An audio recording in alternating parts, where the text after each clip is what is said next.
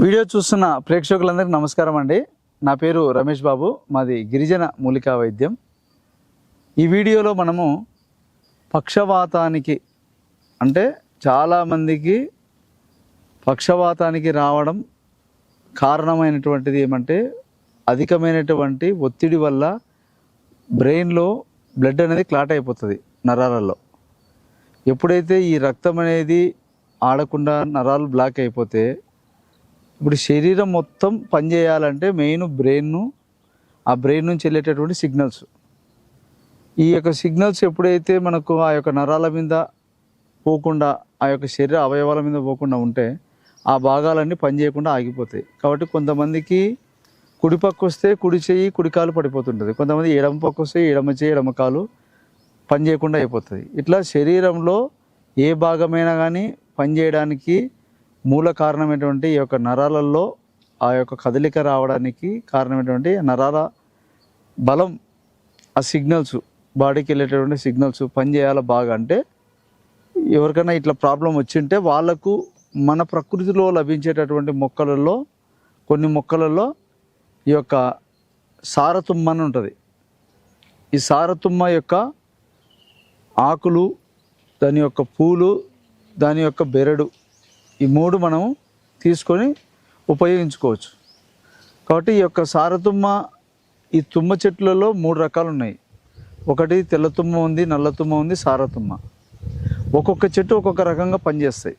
కాబట్టి ఈ యొక్క నరాల బలహీనతకు, పక్షవాతానికి, ఎవరికైతే పక్షవాతంతో బాధపడుతుంటారో వాళ్ళకు ఈ యొక్క సారతుమ్మ యొక్క బెరడు, ఆ యొక్క ఆకులు, ఆ యొక్క పూలు అంత అద్భుతంగా పనిచేస్తాయి.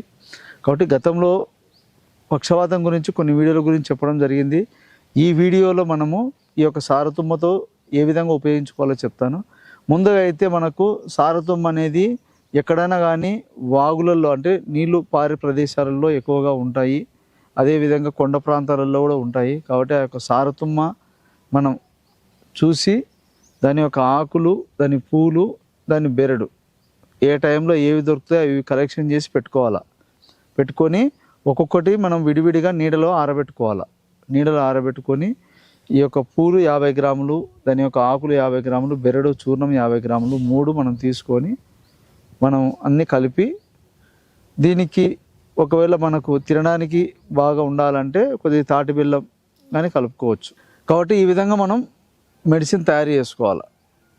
చేసుకున్నాక దీన్ని మనం ఏంటంటే ముందుగా ఈ యొక్క మొక్క ఎలా ఉంటుంది ఏందనేది నేను ఆ యొక్క మొక్కను మీకు చూపిస్తాను, ఒకసారి చూడండి. ఇప్పుడు చూడండి, ఈ విధంగా కాయలు, ఈ విధంగా మనకు చూడండి ఇట్లా కాయలు, ఈ విధంగా పూలు వచ్చినాయి కదా, సారతుమ్మ పూలు, కాయలు, ఇట్లా ఆకులు ఉంటాయి అన్నమాట, చిన్నగా ఉంటాయి ఆకులు ఇవి. ఈ విధంగా కాయలు, పూలు, ఈ యొక్క ఆకులు, దీని బెరడు కూడా తీసుకోవచ్చు. ఇట్లా ఉంటుంది అన్నమాట మొక్క. ఇవి మనము దీని లేత లేత కొనలు అన్నీ, దీని యొక్క భాగాలన్నీ తీసుకొని నీడలోనే ఆరబెట్టాలి. నీడలో ఆరబెట్టినటువంటి ఆ యొక్క ఔషధానికి బలం ఎక్కువగా ఉంటుంది.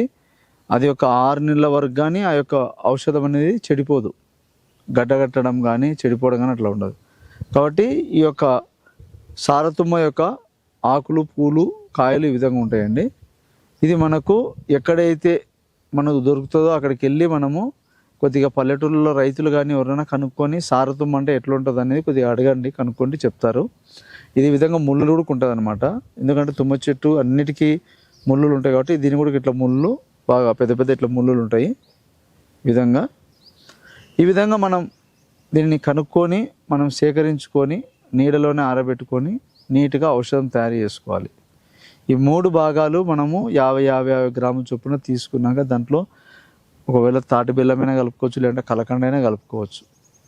ఇట్లా తయారు చేసుకుని ఉదయం లేవంగానే ఖాళీ కడుపున అంటే బ్రష్ చేసిన వెంటనే కొద్దిగా పాలు కానీ నీళ్ళు కానీ, పాలు అలవాటు లేని వాళ్ళు నీళ్ళు తీసుకోండి, లేకుంటే పాలు అలవాటు ఉంటే పాలు, అందులో 1 స్పూను ఈ యొక్క చూర్ణం అందులో వేసి కలుపుకొని నీట్గా తాగాల పరగడుపున. అదేవిధంగా సాయంత్రం 6 గంటలకు ఆ టైంలో మళ్ళీ తాగాల. ఇట్లా 2 పూట్ల మనం ఔషధాన్ని తీసుకుంటే లోపల ఏదైతే మన బ్రెయిన్ నుంచి ఆ నరాలు సిగ్నల్స్ బాడీకి కావాల్సినటువంటి బ్లడ్ సర్క్యులేషన్ కానీ నరాలకు, శరీరంలో అవయవాలకు.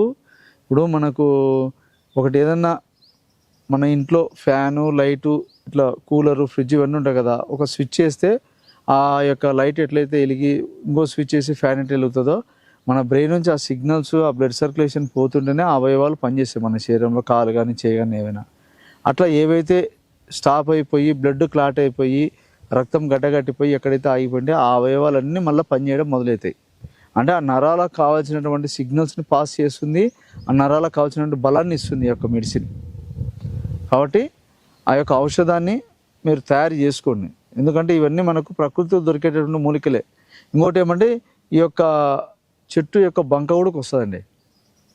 బంక ఎట్లా అంటే మనం చెట్టు ఉంటుంది కదా, చెట్టుని కాటు పెట్టాలి. కాటు పెట్టి మనము ఒక 2-3 రోజుల తర్వాత పోయి చూసినట్టయితే దానికి బంక జిగురు కారుతారనమాట. అంటే ఒక వాటర్లాగా కారి కారి కారి అది గడ్డగా కట్టిపోతుంది. ఈ బంక ఎప్పుడు వస్తుంది అంటే మనకు వర్షాకాలం కాకుండా, ఎండాకాలం కాకుండా చలికాలంలో ఎక్కువగా దొరుకుతుంది బంక.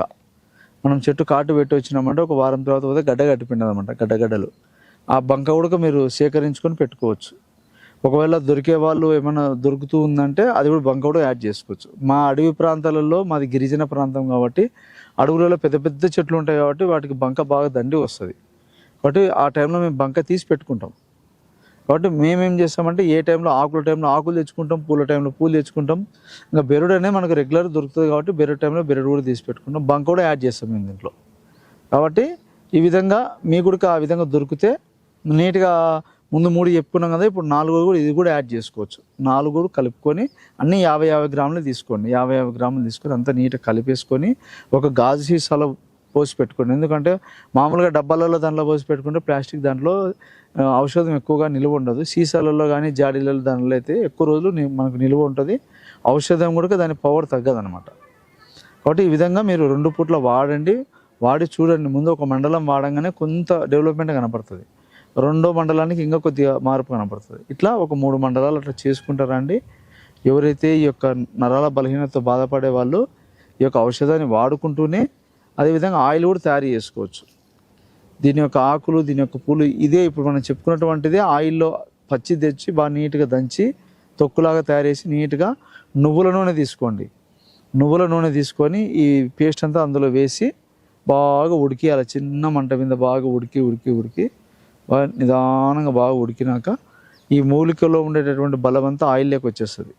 ఆయిల్లోకి వచ్చినాక ఆయిల్ వడబోసుకోవాలి.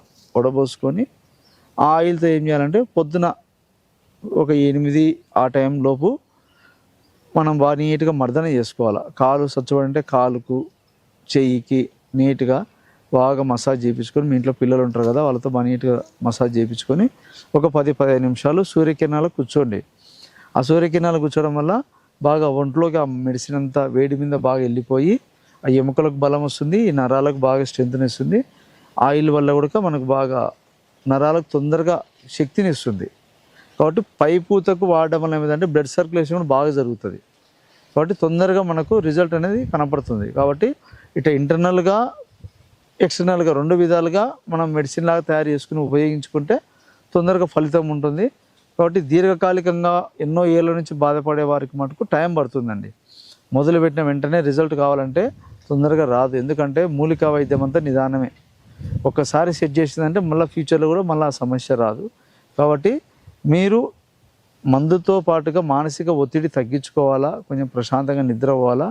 కొన్ని తినే పదార్థాలలో వాతానికి సంబంధించి చికెన్, మటన్లో లివర్ తినకూడదు. అదేవిధంగా మనకు ఆలగడ్డ కానీ, శనగపప్పు కానీ ఇవి కొంచెము మీరు బంద్ చేసుకొని కరెక్ట్గా వాడుకుంటూ రండి, రిజల్ట్ మీకే తెలుస్తుంది. కాబట్టి ఈ యొక్క ఔషధం తయారు చేసుకోండి. చేసుకోలేకపోయినా కూడా నా నంబర్ ఉంటుంది, మీరు ఫోన్ చేస్తే ఔషధం కూడా మీకు తయారు చేసి పంపించగలుగుతాను. ఈ యొక్క అవకాశం ఇచ్చిన ప్రేక్షకులందరూ నమస్కారం.